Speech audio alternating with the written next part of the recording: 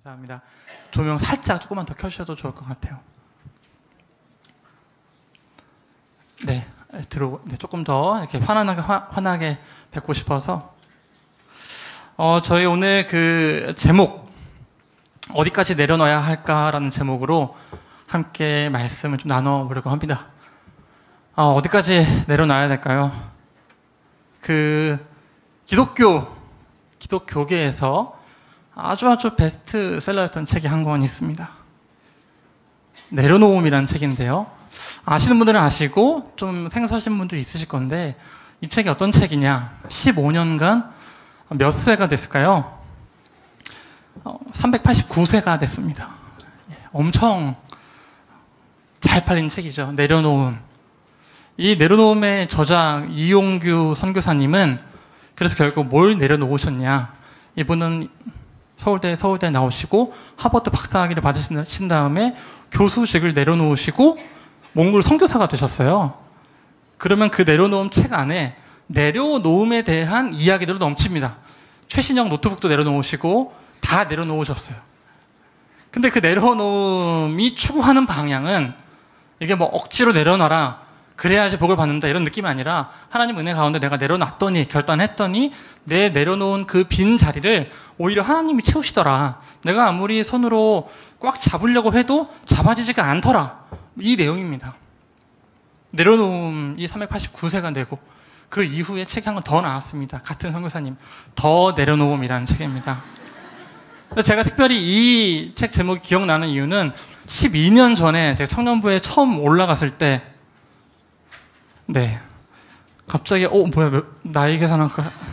청년 올라갔을 때 전도사님 그 당시 전도사님의 설교 제목이 이거였어요. 내려놓고 손떼기. 그러니까 무슨 말이냐면 내려놨는데 더 내려놨는데 안 되니까 우리가 계속 손으로 이렇게 잡고 있다는 거예요. 이렇게. 그래서 손 떼라는 내용이었어요. 전도사님 맞죠? 예. 어딘가에 계실. 근데 이게 내려놔도 잘 내려놔지지가 않는다는 게 저의 좀 문제의식입니다. 어쩌면 저의 문제의식이 아니라 우리 모두가 공유하는, 그리고 우리가 흔히 많이 쓰는 다른 사람에게 나에게 쓰는 표현인 것 같기도 해요. 내려놔야 되는데, 그것도 참 내려놔야 되는데 그 다음에 생략된 건 그게 참 어렵다. 근데 이 내려놓음에 대한 굉장한 압박감과 이것이 있다 보면 그것이 많은 부담으로 느껴지죠.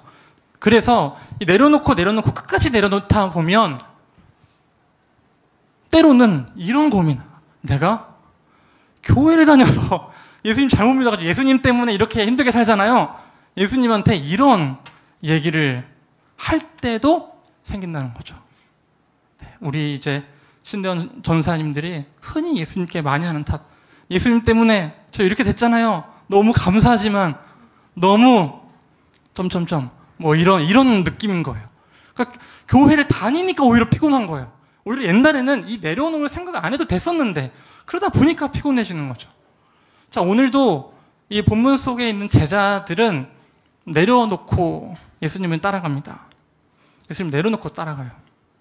그래서 저도 이 내려놓음에 대한 부담감과 압박감이 너무 크다 보니까 오늘 본문을 볼 때 가장 크게 보이는 게 제자들은 그래서 어떻게 내려놨는가, 무엇을 내려놨을까, 이거였어요.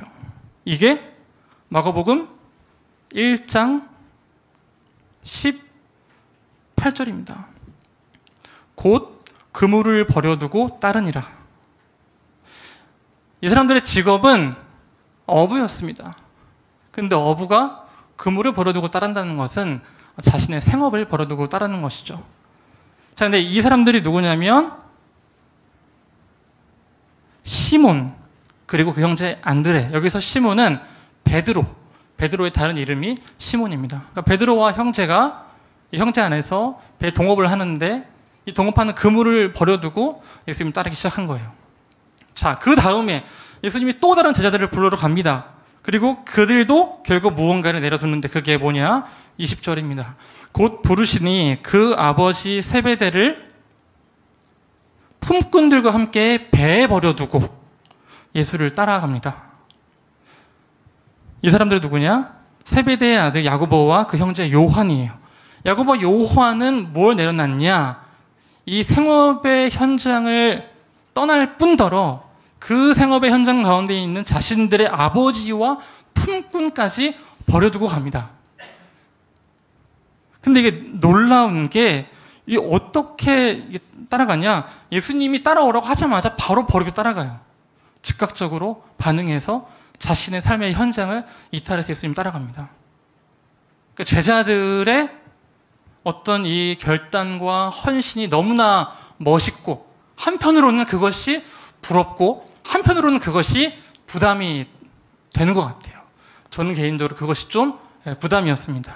왜냐하면 내 손에 있는 거를 내려놔야 예수님을 따라갈 수 있는 거잖아요. 그렇죠? 자, 근데 그럼 이제 여기서 우리가 이런 생각을 해보게 되죠. 도대체 제자들은 무엇 때문에 예수님을 따라갔을까? 정말 나를 따라와라라는, 그러니까 우리는 지금 여러 가지 배경 상황을 이미 다 알고 있으니까 예수님이 어떤 분이신지, 예수님이 십자가에 죽으시고 부활하시고 승천하시고 이 모든 교리와 여러 가지 그 상황 안에서 이거를 지금 보고 있으니까 예수님에 대한 전 이해가 있는데, 이 제자들은 지금 이 기록 상황에서 보면은 아직 예수님을 잘 경험하지 않았던 마가복음 1장 가장 처음의 이야기인 거예요. 3년 동안 예수님과 그 공생에, 예수님이 이 땅에서 계셨던 3년 동안의 그 생활을 겪어서 예수님의 피부에 정말 살갗에 닿게 경험한 게 아니라는 거죠. 그러면 어떻게 예수님을 따라가게 된 걸까? 예수님이 이들에게 뭐라고 얘기했을까요? 그걸 한번 보시죠. 17절에 보면 예수님께서 이르시되 이렇게 얘기하십니다. 나를 따라오라. 내가 너희로 사람을 낚는 어부가 되게 하리라. 자, 굉장히 이제 재미있어요. 16절을 보면은 예수님이 갈릴리 해변을 지나다니시다가 시몬과 안드레를 보십니다. 보시고 서서 그쪽으로 향하시죠. 근데 16절 말미에 이 두 형제에 대한 단서를 제공하는데 그들은 어부라라는 이 이야기를 명시적으로 해요. 그들은 어부라. 그러니까 그들은 피셔맨이었어요. 영어 성경에서는. 근데 곧바로 그 이어지는 예수님의 어떤 부름의 장면에서 이 피셔맨들에게 너희는 더 많은 물고기를 낚을 것이 아니라 사람을 낚는 피셔맨이 될 거라고 이야기를 하신다는 거죠. 자, 근데 우리가 한번 생각을 해보는 거죠. 과연 이것이 그렇게 매력적인 제안이었을까? 매력적인 제안이었을까요? 도대체 이것을 어떻게 해석해야 될까?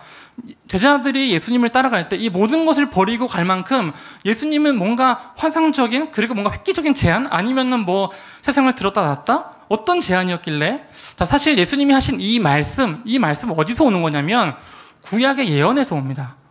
예레미야 16장 16절인데요. 여기 보면은 예레미야 선지자가 이제 이야기하는 여호와의 말씀이니라. 이 구약의 선지자는 하나님의 말씀을 전하는데 여기서 바로 등장하는 게 어부예요. 여호와의 말씀이니라.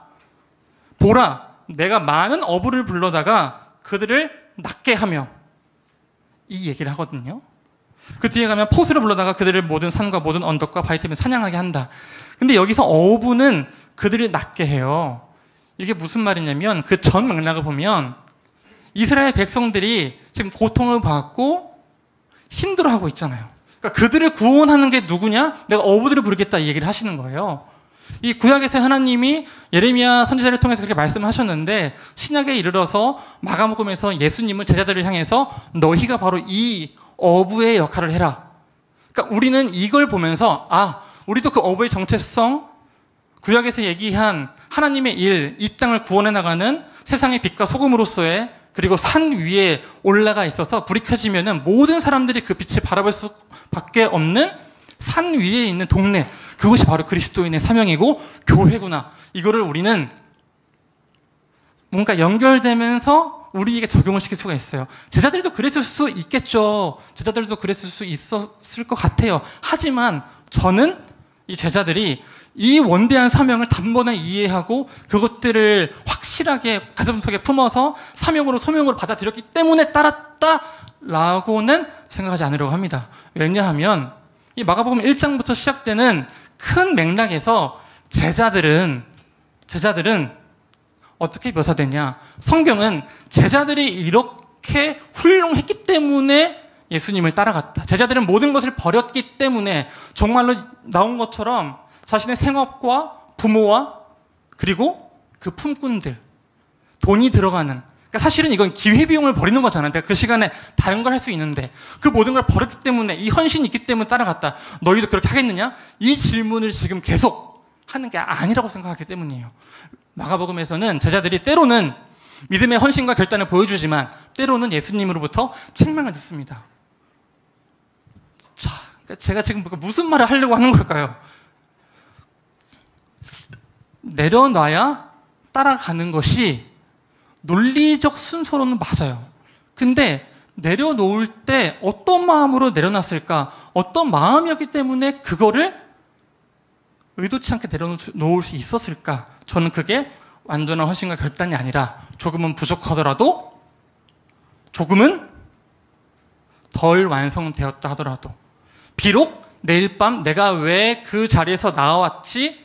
내가 왜 그 그물을 버렸지? 라는 의심에 가득 찰지라도 일단은 예수님을 따라갔기 때문에 가능하다고 보거든요.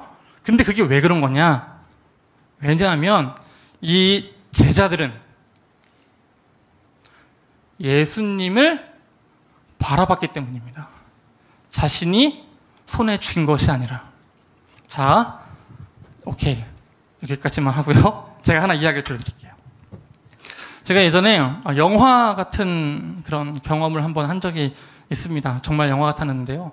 20살, 21살 이제 서울에서 학교를 다니다 보니까 저에게 경기도민, 끝에 살던 사람으로서는 주어지지 못했던 아주 환상적인 경험을 할 수 있는 기회가 생겼는데, 롯데월드 야간 개정을 가는 거였어요.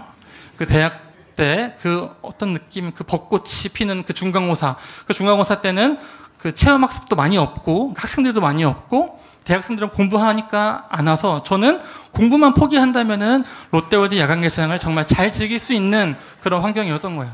근데 그 20살, 정말로 저는 이제 또 저희 집이 뭐 유복하지 않았으니까 롯데월드 야간 개장을 가는 게 빠듯했어요. 하지만 빠듯했기 때문에 얼마나 더 기다렸겠어요. 그 처음 사귄 대학의 친구들, 그 대학 처음 갔을 때 제가 가장 놀랐던 거는 그렇게 수많은 사람들이 서로 전화번호를 교환하고 친구를 사귀는데 이 목록을 보면 딱히 연락할 사람이 없다는 거예요. 그래서 결국에는 몇 명이서 가는데 그 몇 명이 그날도 같이 갔어요.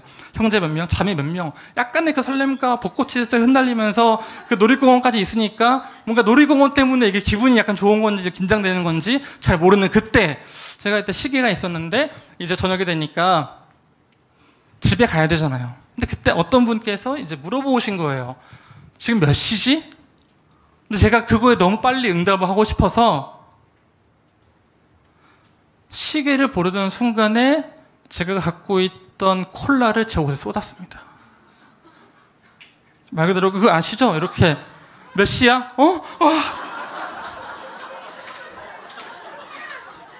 저는 그런 일이, 그런 바보 같은 일이 저에게 정말로 일어나게 될 거라고는 상상도 하지 못했어요. 하지만 저에게는 확실한 그 질문, 지금 몇 시야? 저에게는 지금 몇 시인지, 그걸 가장 빨리 아는 게 너무나 중요했습니다.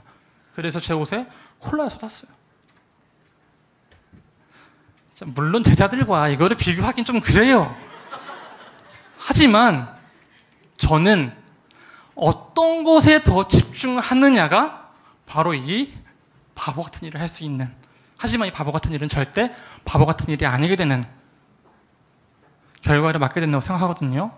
사실은 예수님을 바라보자라는 이 어떤 명제, 저는 감히 명제라고 하고 싶은데, 제가 겉면은 너무나 진부해서, 이미나 우리 옆에 이제는 많이 가셨지만 이제 원래 계셨던 유기성 목사님이 항상 24시간 예수님 바라보자 하셨잖아요. 그러니까 뭐 이미 익히 들어왔어요. 예수님 바라보자는 거. 근데 예수님을 바라보는 게 뭔데? 저는 이것을 이해하는 맥락이 중요한 것 같아요. 예수님을 왜, 어떻게, 무슨 이유 때문에 바라봐야 하는가? 우리는 그 첫 시작이 바로 예수님을 바라봤기 때문에 손에 있던 것을 놓을 수 있었다라고 얘기하고 싶습니다. 제자들이 무엇이 보장됐기 때문에, 사실 뒤에 가면 제자들의 욕망도 드러나요. 예수님이 다시금 왕국을 세우실 때 그 왕국의 좌편과 우편에 누가 앉겠습니까? 라는 논쟁을 성경 내내 3번이나 합니다. 예수님이 돌아가시기 직전까지. 어쩌면 이 제자들은 이 예레미야 16장 10절에서 나온 것처럼 이스라엘 백성을 향한 구원의 메시지를 내가 그 메시지의 전달자가 되어서 정말로 이 땅을 깨우는 사람으로서의 사명과 소명을 갖고 살아가고 싶다라는 결단을 했을 수 있겠지만 그 이면 안에 있는 욕망은 예수님, 그래서 좌편과 우편에 누가 왔나요? 남입니까? 얘입니까? 이 질문을 가지고 가실 수 있다는 거죠. 근데 이거는 뒤에 얘기예요. 일단은 예수님을 바라봤기 때문에 그 바보 같은 그물을 던질 수가 있었다는 거예요. 자, 여러분들은 아실 거예요.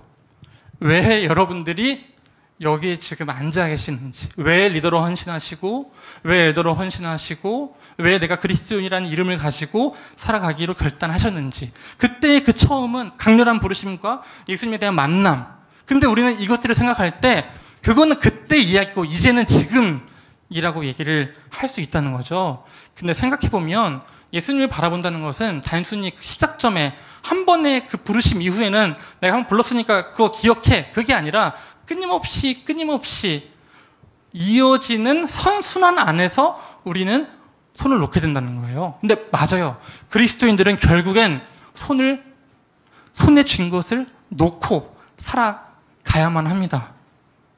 그래서 우리는 과감하게 자유롭게 그 인내 속에서 맺은 결단으로 우리가 손에 쥔 것들, 내가 감히 추구해왔던 내 욕망들을 버릴 수 있어야만 하죠. 근데 걱정하지 마세요. 그렇다고요. 지금 우리가 다 그 이용규 선교사님처럼 여러분이 하고 있는 일 다 그만두시고 당장 우리 그 내년에 통신대 신대원 그 24학년도 거기 이제 입학하셔서 제가 뭐 과제 공유 다 해드릴게요. 이런 게 아니잖아요.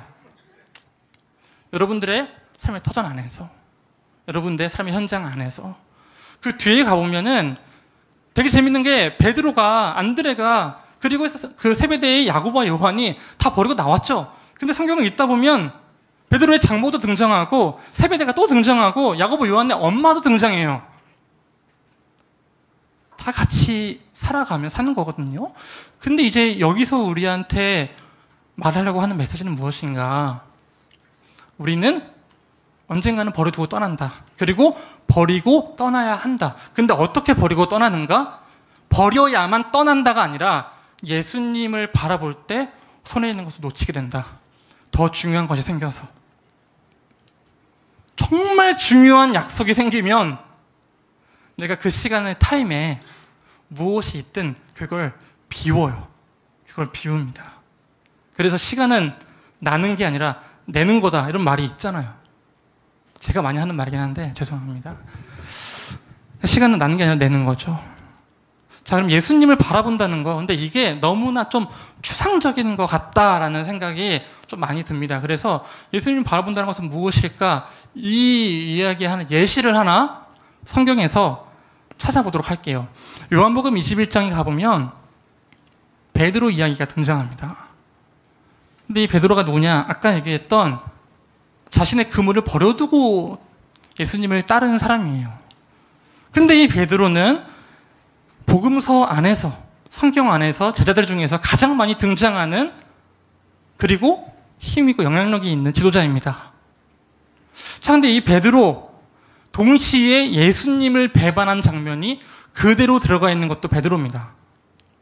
예수님을 3번 배신하죠. 자, 그러면 요한복음 21장은 무슨 얘기가 나오냐? 베드로 이야기가 나와요. 근데 베드로 이야기가 어떤 이야기냐? 베드로는 아마도 예수님을 3번이나 배신했기 때문에, 하지만 본인이 그렇게 생각할 수 있잖아요. 내가 앞에서 그렇게 가장 떠들고 내가 예수님 따라야 된다고 막 강력하게 소리치고 다녔는데 결국은 내가 배신한 거예요. 다른 제자들 배신했는지 아닌지 모르죠. 흩어졌으니까. 근데 적어도 자기가 배신한 건 확실해요. 자, 이 자책감과 죄책감. 요한복음에서 예수님이 부활하시고 나서 제자들에게 자신의 모습을 나타내시는데 베드로와 만나는 장면은 단 한 장면도 없어요. 심지어 우리가 그 의심 많은 도마라고 이야기하는 그 도마가 예수님께 나아가서 내가 예수님의 십자가 못 박히신 것이 진실입니까? 이야기하고 예수님이 자, 손 넣어봐라. 그 장면까지 나오면서 도마의 입에서 예수님은 하나님이십니다라는 그 위대한 신앙의 고백이 나오는데 그때까지도 베드로는 등장이 안 합니다. 그리고 21장에 가서야 베드로가 나오는 거예요. 어떻게? 오늘과 똑같이 베드로가 그물을 던지고 있었습니다. 다시 자신의 삶의 터전으로 돌아갔어요. 버리는 거 아니고 다시 손에 들었다고요. 예수님이 베드로를 찾아가셔서 배에서 내리게 하시고 그 위대한 장면, 내가 나를 사랑하느냐? 이걸 물어보시는데 3번이나 물어보세요. 자, 우리가 이 본문을 해석할 때 예수님이 아가페로 물었는데 필레오로 답했고 그 사랑하다라는 단어가 어떤 단어였는지 되게 중요하게 생각할 수도 있지만 전반적인 상황을 고려해 봤을 때는 이 상황 자체가 어떤 것을 의미하는지 뭐냐면 예수님의 상담센터가 열린 거예요. 베드로는 가장 앞에서 소리를 지르며 예수님을 따랐던 사람인데 그 사람이 예수님을 자신이 가장 사랑하고 존경했던 사람을 배반했다는 것은 자기 내면 안에도 굉장한 수치심과 그리고 죄책감으로 남았을 것입니다. 그러니까 예수님 주위를 빙빙 돌았겠죠. 빙빙 돌아요. 말은 못 걸고 말을 걸어줄 때까지. 근데 말을 걸어줄 때가 왔는데 이날 동일하게 베드로가 배신하던 그날 밤과 동일하게 새벽이에요. 그리고 그 성경을 보면은 베드로가 예수님을 배반하던 그 날에 상황이 묘사가 되어 있는데 군중들이 옆에 있고 그 가운데 뭐가 하나 불타고 있어요. 숯불이 불타고 있습니다.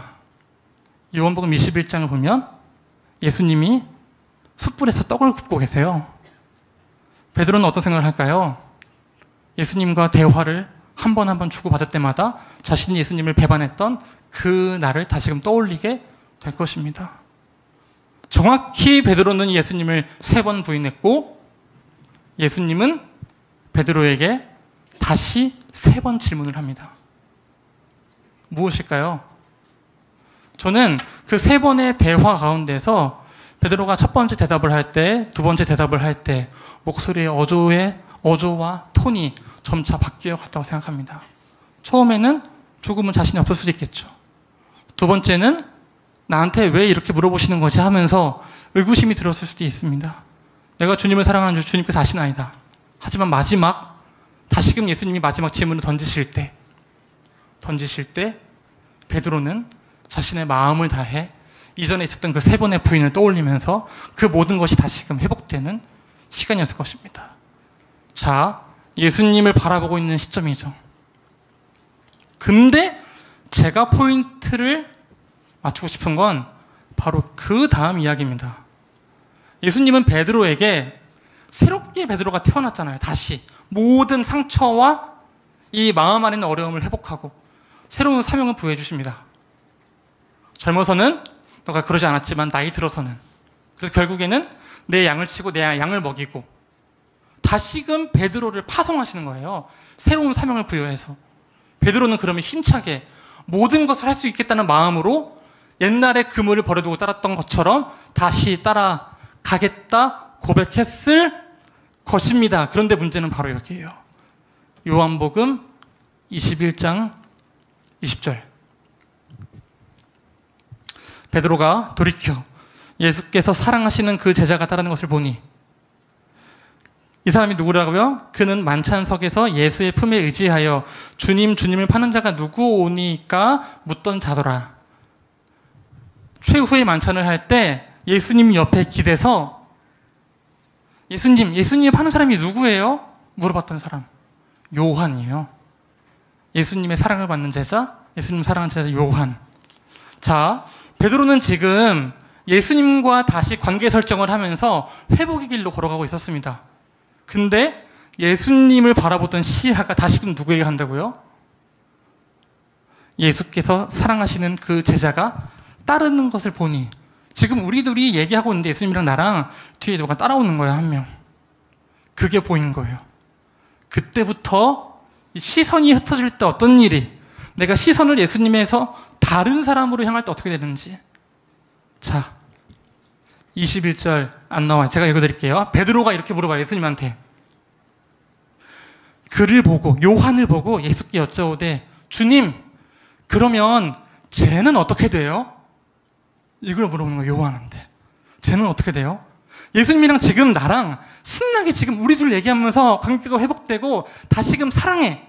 그 바운더리 안으로 들어가고 있는데 그 순간에 저 사람이 보이는 거예요. 쟤는 어떻게 돼요? 예수님 뭐라 말씀하실까요? 22절입니다. 예수께서 이르시되 내가 올 때까지 그를 머물게 하고자 할지라도 내게 무슨 상관이냐? 너는 나를 따르라 하시더라. 그러니까 예수님은 지금 저 요한의 신경 쓸 때가 아니야. 너 나를 따라와야 돼 라고 얘기를 하시는 거라는 거죠. 너 나를 따라와야 돼. 근데 이 요한복음 진짜 재밌어요. 그 다음에 굳이 베드로가 예수님 말씀을 어겼다는 걸 써놔요. 23절인데요. 이 말씀, 예수님이 하신 이 말씀이 형제들에게 나가서 베드로가 전한 거예요. 그 제자는 죽지 아니하겠다 하였으나 예수님이 요한은 안 죽는데 나는 죽는데, 근데 그 다음에 이렇게 나와요. 예수의 말씀은 그가 죽지 않겠다 하시는 것이 아니라 내가 올 때까지 그를 머물게 하고자 할지라도 내게 무슨 상관이냐 하신 것이로라. 저는 오늘 우리가 살펴본 마가복음 1장 14절에서 20절, 요한복음 21장 말미의 이야기가 우리의 시선이 얼마나 쉽게 분산될 수 있는지, 그리고 다시금 예수님을 따라 살아가는 것, 그리고 사실 예수님을 따라 살아간다는 것은 우리가 우리의 삶의 균형을 잡아 중심을 내리고 중심 위에서 탄탄한 기초 위에서 살아간다는 것을 의미하는 것인데, 그러기 위해서는 얼마나 예수님께 다시금 시선을 고정해야 되는지를 이야기하고 있다고 제가 말씀드리고 싶어요.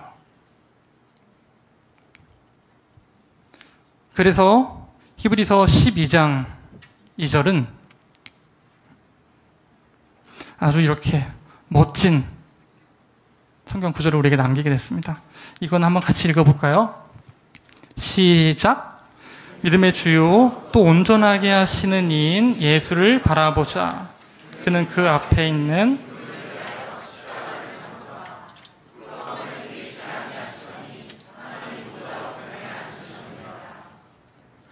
아멘. 네, 이제 찬양 반주 좀 해주시고요. 찬양은 조금 이따 같이 할 건데요. 말씀을 맺겠습니다. 저희가 마가복음을 이제 시작해서 읽고 있는데요. 이 마가복음의 주제, 그리고 우리가 2학기 GBS의 주제가 길 위에선 예수님입니다. 우리는 길 위에서 계속 예수님을 만나서 예수님을 따라가며 살아가는 삶에 대해서 논하게 될 거예요. 그런데 이 과정 가운데 이 모든 것이 신앙생활인데요. 이 신앙생활을 함에 있어서 우리가 빠지기 쉬운 가장 강력하고도 쉬운 함정은 내려놓음에만 집중하는 것입니다. 우리는 언젠가 내려놓으며 성숙해 갈 것이고 내려놓으며 거룩을 이뤄나갈 것이에요. 근데 그 거룩과 성숙을 이루게 하는 이 내려놓음의 원동력은 어디서 나올까? 옛날에 만났던 그 예수님, 옛날에 만났던 그때의 경험한 신앙이 아니라 내가 오늘, 내가 내일 살아서 생생하게 마주하는 예수님의 모습이라는 거예요. 사도 바울은 내가 날마다 죽노라라고 이야기를 합니다. 자, 그러면 우리가 이 베드로의 이야기를 보면서 한편으로는 좌절감이 생기기도 해요. 무엇이냐면 예수님이랑 3년 동안 함께한 사람, 예수님한테 제자 훈련 3년 받은 거예요. 그래도 이렇게 어렵고 힘든 거예요. 그게 보이는 거예요. 자, 근데 우리가 잊지 말아야 할 사실이 뭐냐면 이 베드로는 사도행전에 이르러서 마가의 다락방에서 성령을 경험해요. 예수님이 있을 때하고 없을 때하고 달라지잖아요. 우리는 예수님이 옆에 있었으면 베드로가 배반 안 했겠죠. 예수님이 베드로와 떨어졌을 때, 그 관계가 약화됐을 때 나는 그 원동력을 잃어버리고 배반하게 되거든요. 그게 우리의 삶이잖아요. 그러니까 이스라엘 백성도 항상 외쳤던 게 하나님 어디 계십니까? 하나님 어디 계십니까? 그 얘기를 했던 거죠.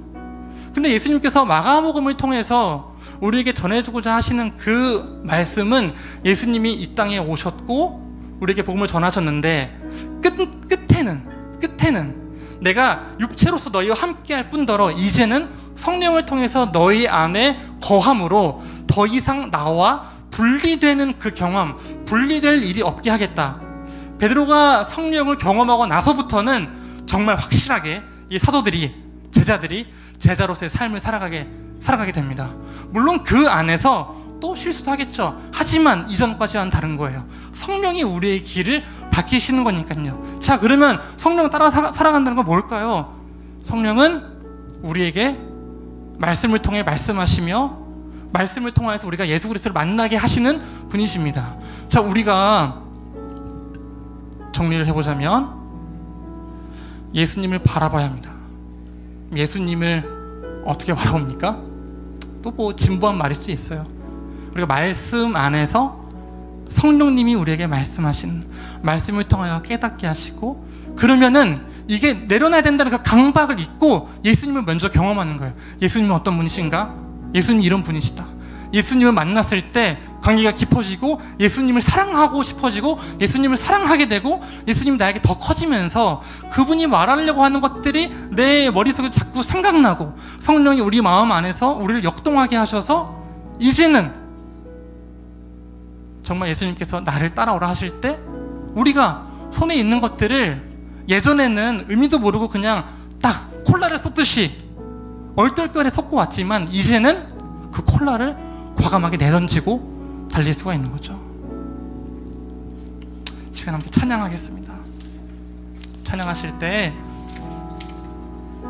저희 함께 시선이라는 찬양인데요, 가사를 보면 내게로부터 눈을 들어 주를 보기 시작할 때 주의 일을 보겠네.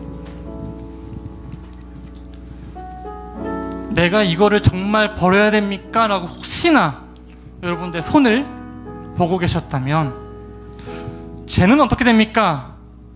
요한은 어떻게 됩니까? 저 사람을 보고 계셨다면 이 시간 함께 찬양하면서 마음 고백할 때는 아, 주님, 내가 진짜 바라봐야 하는 것은 오히려 당신이었군요. 오히려 예수님이었군요. 내가 예수님을 바라보고 예수님을 경험하게 하옵소서. 예수님을 사랑해서 자연스럽게 그것들이 보이지 않게 하시고 보일 때 그것을 거부할 수 있게 하옵소서. 이 마음으로 함께 찬양하겠습니다.